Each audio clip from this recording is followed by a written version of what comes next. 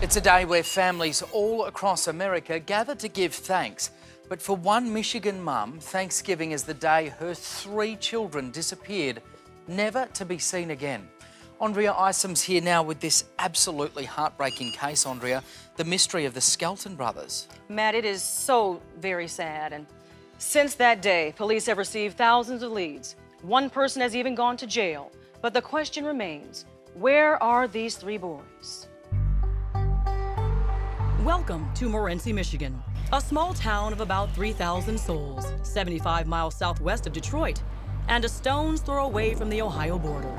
Home to the Rex Theater, the State Line Gem and Mineral Society, and the Morenci Fighting Bulldogs. This place is small-town America at its very best, according to former police chief Larry Weeks. This is a typical small-town rural community. Everyone knows everyone.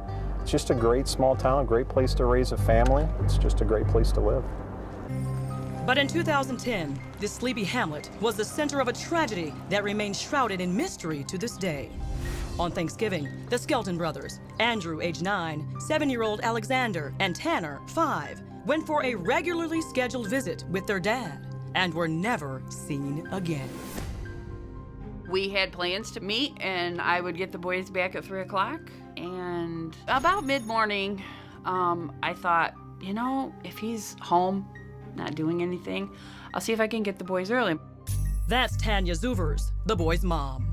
I called him, and he started with the stories. Well, we went away.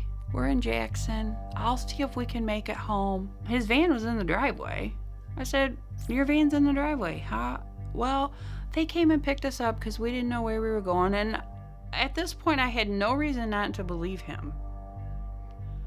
But each time I talked with him or texted with him, there was another twist.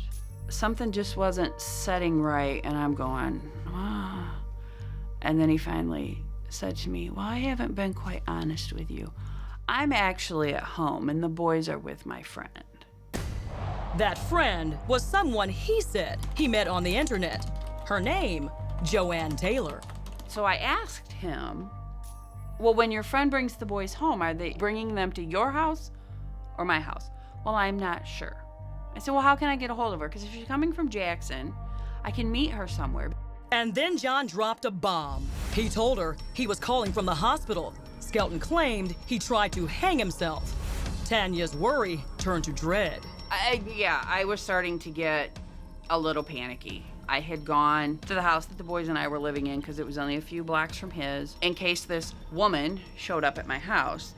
Joanne Taylor never showed up. Chief Weeks got the call. Tell me about that Thanksgiving day.